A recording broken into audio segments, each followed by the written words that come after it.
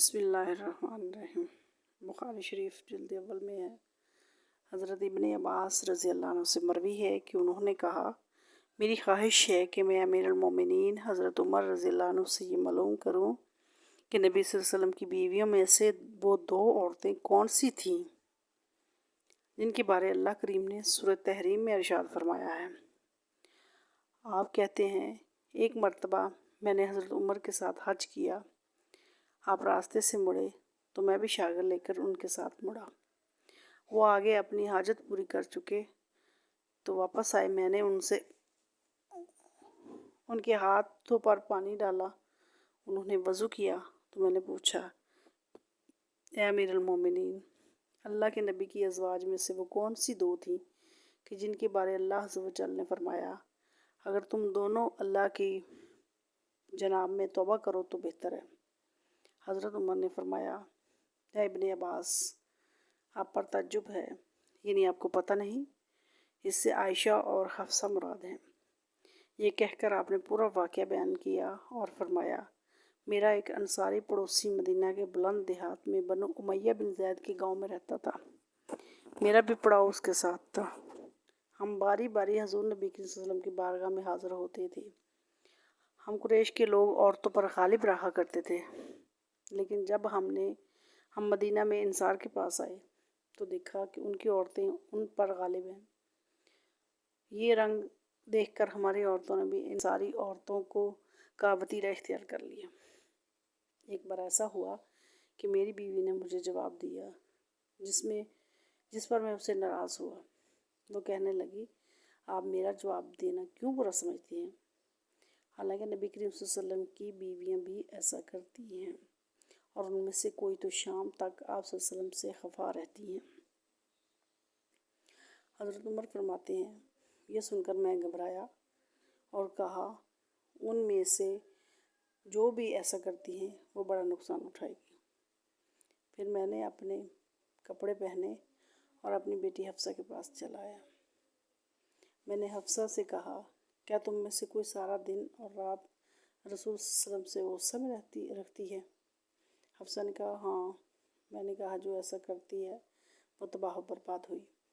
کیا تم اللہ کے غضب سے نہیں ڈرتی کہ اس کے رسول کو غصہ دلاتی ہو؟ یاد رکھو، ایسا کرنے سے تباہ ہو جاؤ گی۔ رسول صلی اللہ علیہ وسلم سے نہ تو بہت فرمائش کیا کر اور نہ جواب دیا کر، اور نہ آپ سے ناراض ہوا کر۔ اگر تجھے کسی چیز کی ضرورت ہو تو مجھ سے مانگ لیا کرو۔ ناراض ہوا کر، اگر تجھے کسی چیز کی ضرورت ہو تو مجھ سے مانگ لیا کر۔ تو اس دھوکے میں مت آ، تیرا ہمجولی تجھ سے زیادہ خوبصورت ہے اور رسول صلی اللہ علیہ وسلم تجھ سے زیادہ اسے چاہتے ہیں۔ اس سے امیر المومنین کا اشارہ حضرت ام المومنین عائشہ رضی اللہ عنہا کی طرف تھا۔ حضرت عمر فرماتے ہیں، پھر ایک دن ایسا ہوا کہ میرا انصاری ساتھی مدینہ سے واپس لوٹا تو زور زور سے میرا دروازہ کھٹکھٹانے لگا۔ میں نے پوچھا، کیا ہوا؟ کہنے لگے، رسول اللہ صلی اللہ علیہ وسلم نے اپنی بیویوں کو طلاق دے دی۔ میں نے یوں ہی یہ سنا تو کہا، حفصہ تباہ و برباد ہو گئی۔ میں تو پہلے ہی سمجھ گیا تھا کہ ایسا ہونے والا ہے۔ آپ فرماتے ہیں، میں نے جلدی سے اپنے کپڑے تیار کیے اور صبح کی نماز رسول صلی اللہ علیہ وسلم کے امرا پڑھی۔ اللہ کے نبی نماز سے فارغ ہوئے تو اکیلے اپنے بالا خانہ میں جا کر لیٹ گئے۔ میں وہاں سے نکلا اور سیدھا اپنی بیٹی حفصہ کے گھر چلا گیا۔ میں نے اسے دیکھا تو وہ رو رہی تھی۔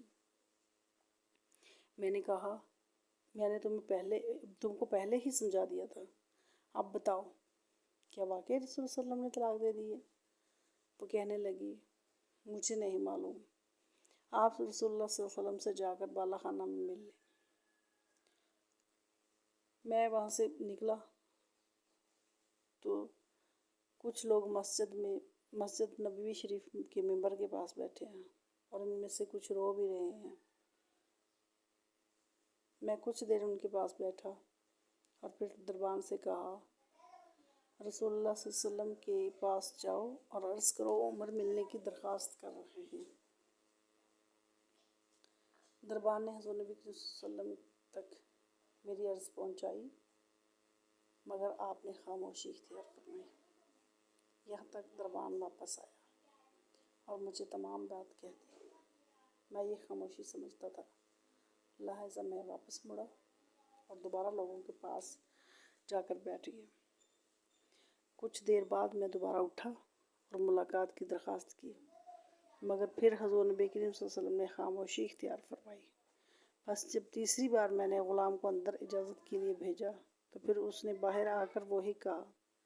मैं मायूस होकर वापस लौटने ही वाला था कि ग़ुलाम ने कहा, ए उमर, रसूलुल्लाह सल्लल्लाहु अलैहि वसल्लम ने आपको इजाज़त दे दी है। चनाचे मैं इजाज़त पाकर हाज़िर दरबार हुआ तो देखा रसूलुल्लाह सल्लल्लाहु अलैहि वसल्लम एक बोरिए पर लेटे हुए हैं, जिस पर कोई बिछौना वगैरह नहीं था, और आपके पहलू मुबारक पर बोरिए के निशान पड़ गए और चमड़े के तकिए के साथ टेक लगाए हुए थे जिसमें खजूर की छाल भरी हुई थी। मैं सलाम अर्ज़ किया और दरियाफ्त किया कि आप सल्लल्लाहु अलैहि वसल्लम ने अपनी बीवियों को तलाक दे दी है। आप सल्लल्लाहु अलैहि वसल्लम ने निगाह मेरी तरफ उठाई और फरमाया, नहीं। मुझे यह सुनकर बहुत इत्मीनान और सुकून मिला। फिर मैंने हज़ूर सल्लल्लाहु अलैहि वसल्लम के दिल बहलाने की चंद बातें की जिनसे आप मुस्कुरा दिए, और फिर हफ्सा के पास जाने और इसको उम्मुल मोमिनीन हज़रत आयशा रज़ियल्लाहु अन्हा के मतलब नसीहत करने का वाक़या भी बयान किया, जिससे आप दोबारा मुस्कुरा दिए। रवायात में मिलता है कि रसूलुल्लाह सल्लल्लाहु अलैहि वसल्लम ने एक बार उम्मुल मोमिनीन हज़रत हफ्सा रज़ियल्लाहु अन्हा को तलाक दे दी थी। यह तलाक रुजई थी। जब हज़रत उमर फ़ारूक रज़ियल्लाहु अन्हु को इसकी खबर मिली तो अब बहुत दुख हुआ, यहाँ तक कि शदीद गम की वजह से सर पर मिट्टी डालते और कहते, इसके बाद अब अल्लाह अज़्ज़ व जल के निगाह में उमर और उसकी बेटी हफ्सा की कोई कदर व मंज़िलत नहीं रही।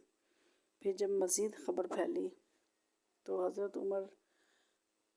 हज़रत हफ्सा के मामू उस्मान कदामा और पिसरान मज़ऊन रज़ियल्लाहु अन्हु आपके पास आए।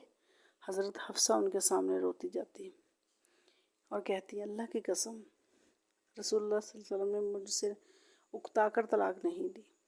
इतने में अल्लाह के नबी भी तशरीफ़ ले आए। हज़रत हफ्सा ने जब रसूल सल्लल्लाहु अलैहि वसल्लम को देखा तो पर्दा किया, लेकिन हजूर को तो आपसे रुजू करने का हुक्म मिला था। चुनाचे हदीस पाक के अल्फाज कुछ यूँ हैं कि हज़रत कैस इब्न ज़ैद से रवायत है कि रसूलुल्लाह सल्लल्लाहु अलैहि वसल्लम ने हज़रत हफ्सा को एक मरतबा तलाक दी और फिर रुजू फरमा लिया। इसकी वजह ये थी कि हज़रत जिब्रील अलैहिस्सलाम ने आपसे कहा, आप हफ्सा से रुजूत कर लें, क्योंकि वो बहुत रोज़ा रखने वाली और नमाज़ पढ़ने वाली है और वो जन्नत में भी आपकी ज़ौजा होंगी। दोस्तों, शारहीन कराम ने इस हदीस बिरो से बहुत ज़्यादा मसाइल बयान फरमाए हैं, जैसा कि तलाक रुजे के बारे में अहकामात। मगर इस हदीस पाक की तशरीह में एक अहम बात उम्मुल मोमिनीन हज़रत हफ्सा रज़ियल्लाहु अन्हा की अल्लाह रब्बुल इज़्ज़त के यहाँ कद्र मंज़िलत और मकबूलियत और महबूबियत भी बयान की जाती है। बिलाशुबा इसमें आप रज़ियल्लाहु अन्हा की सीरत और किरदार के पहलू को उजागर किया। दुआ है कि अल्लाह वहदहु ला शरीक आपकी मरकज़ अनवार पर अपनी लातदाद रहमतों का नुज़ूल फरमाए और आपके सदक़े हमें भी बख्श दे। आमीन।